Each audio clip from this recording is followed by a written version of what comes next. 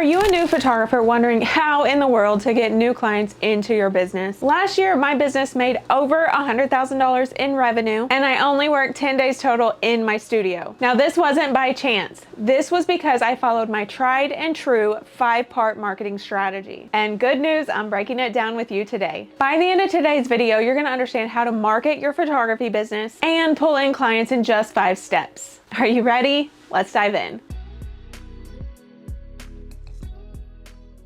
Hey, I'm Tracy and I help photographers stay forever booked out without the hustle. Be sure to grab my free guide outlining my 5 best tips to book clients without Facebook ads. Now, before trying any of these strategies, the first thing a new photographer should do is build out their portfolio. If you already have a portfolio, great. Fast forward to the actual strategy. But if you're still looking to build out your portfolio, let's talk about a few ways in which you can do this. The first strategy I want to recommend is to reach out to influencers in your area. Working with influencers who actually promoted me was one of the fastest ways that I grew my business in St. Louis. And a few of the photographers that I coached skyrocketed their business with this same strategy. And a positive is these connections are so helpful for your business. Another strategy is working with local models. I use models to build my portfolio because they have experience in front of a camera. I don't have to work so hard to get them comfortable. They know how to move, they know their lighting mostly. And a big perk with this strategy is you can learn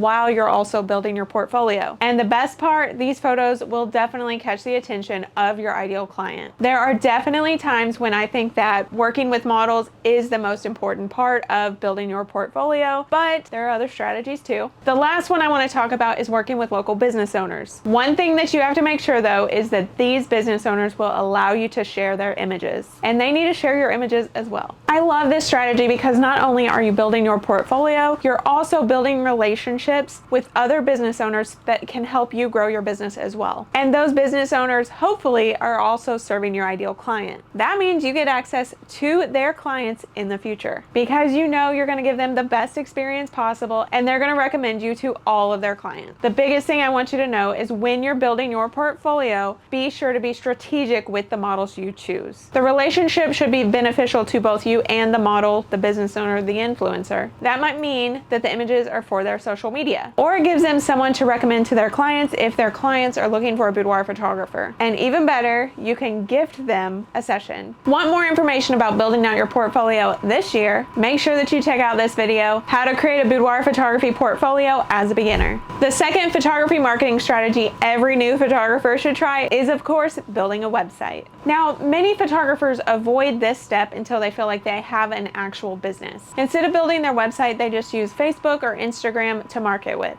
But I want you to take a step back and think about this. I want to recommend that you actually build your website before you feel like an actual business owner. That way, you have somewhere to send your clients when they ask for more information about you, your business, your photography. First thing you want to do is have a homepage. This is my homepage on my boudoir website. I'm also logged in, so to my WordPress, that's what that is up there. But this is my boudoir page, my home page. So you want to make sure you have this. It's just an overview of everything on your website. It's an overview of what you do, why they need a session, and then you can go ahead and give them the session fee and a little tiny bit about pricing. There's a book my session button, some testimonials, and then a little quick overview about me and my team. Then you scroll back up here, and the next page you need to have is your about page. The most important thing I want you to remember is that your about page is not about you. Your about page is about the session and why it's perfect for them, why you're the perfect photographer for them. So you're going to have a little bit of an overview about just the session in itself. I have a video, like a behind the scenes video. I tell them what I do and why this is more for them. Like I'm talking about my studio. The sessions are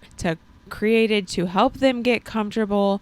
I talk about my icebreaker poses, and then there's a little bit about me and behind the scenes about me so they can kind of get to know me just a little bit, and then a little bit about Ashley, my associate, as well. If you don't have an associate, you don't need that part. Then the next page you have is your gallery. So I have photos by Ashley. I have photos by myself. I have outdoor photos because I do outdoor boudoir as well. And then the big thing that I want you to get here is you want your personal favorites or just like a gallery of your best images. But if you want to sell albums, you need to show albums. So I've also got albums down here. Now these albums are showing exactly how albums are set up for my clients. So when you scroll through these, they're going to be an example of exactly how an album would be set up for my actual clients so that they can start thinking about an album for their future after their session. The next page you want is an investment page, and this is just talking more about the actual session again. So the about page and the investment page are very similar.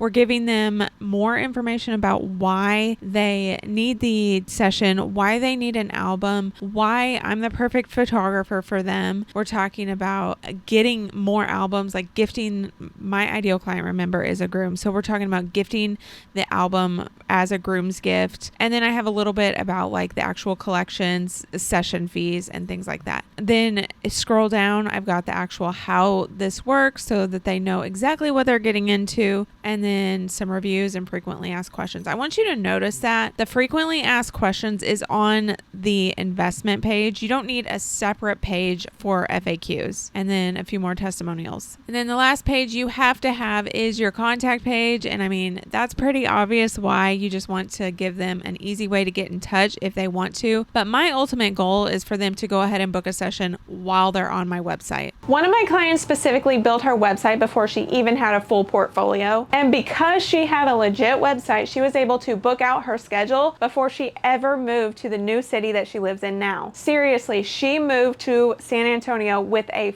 fully booked schedule for the rest of the year. She moved in September, was booked out through December. And if you want to hear more about Faith's story, be sure to listen to the interview that I did with her, and make sure you check that out in the description below. Now, once your website is finished, you are definitely going to need to focus on your SEO or search engine optimization. And that can be so overwhelming. And because I know how overwhelming it is, I've created a mini course on this topic. In Fully Booked Without the Burnout, I help you optimize your website so that you can rank on Google with ease. And make sure you check that out in the description below. The third marketing strategy every new photographer should try is joining a local networking group. Once you have your website up, it's time to drive traffic to your website, which means it's time to get out from behind your computer screen and out into the world. I know, it's scary. But if you want to be the go-to photographer in your area, it's something that you have to do. And just think about it. The businesses you know in your area, the ones that everyone goes to, it's because they are known in their community. When I moved to St. Louis, I put myself out in the community everywhere that I thought my ideal client might be. And because of that, my ideal clients, my clients that were literally already in the studio, told me that they actually thought that I was the only boudoir photographer in the city. They told me that they did not know that there were other options in the area. I was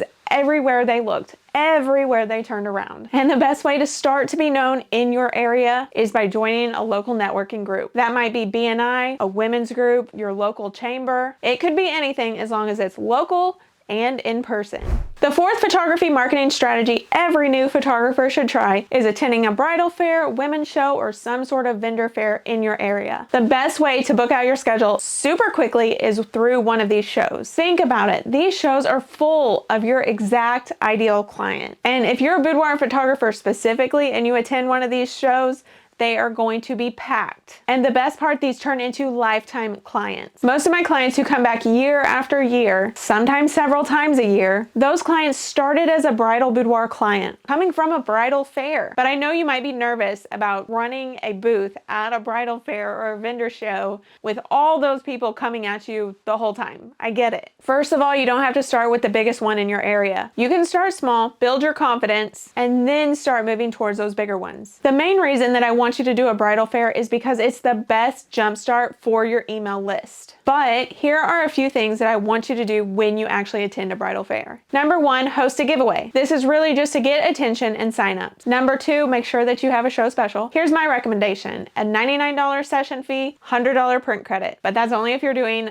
in-person sales. If you're doing all digitals, then scrap that entire idea. If you're shoot and burn or all-inclusive, whatever you want to call it, I would just recommend a significant discount on the session fee to get some bookings. The discount will totally depend on your pricing for sure, but here's a tip. A dollar amount is always going to convert better than a percentage off. They need to know exactly what they're saving to actually take action and book a session. They need to know if the deal is worth their time. Like I said earlier, that email list is the exact reason that I do bridal fairs, wedding shows, women's shows, whatever you want to call them. 98% of the sessions that I booked over the years, the past 8 years in business, have come from the email list. I'm serious. That is a literal percentage. If you want to know more about how I booked 17 sessions at one show, be sure to listen to episode 9 of my podcast, Sustainable Freedom with Boudoir Photography, where I talk you through my strategy. And the 5th photography marketing strategy every new photographer should try is to plan an annual sale. If you've done the bridal fair, you have an email list, and that email list is full of very qualified leads. Over the course of the year, I want you to nurture those clients every single week. And what I mean by nurture is send them emails every single week. You can choose what day you want to do it. Just make sure that you don't miss a week. But the main thing is you do not want to sell to these leads, except for, of course, when they first join the email list, whether that's at the bridal fair, they opt in on your website, then you have full permission to sell to them. I like to run 2 sales per year. One is my annual sale. It happens in May to June. And then my other one is my Black Friday sale, which of course happens on Black Friday. What I do is run a $99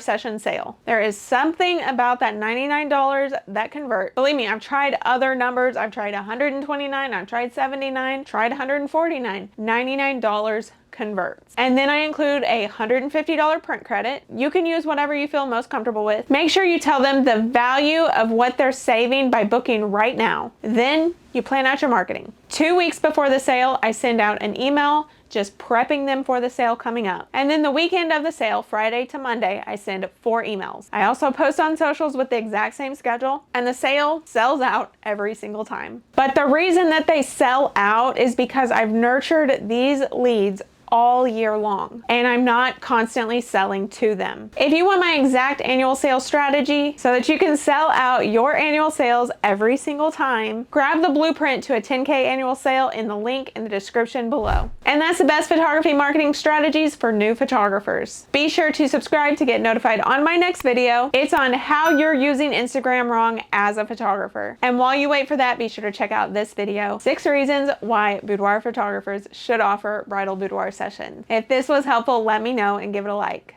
Lainey says thanks for watching. We'll see you next time.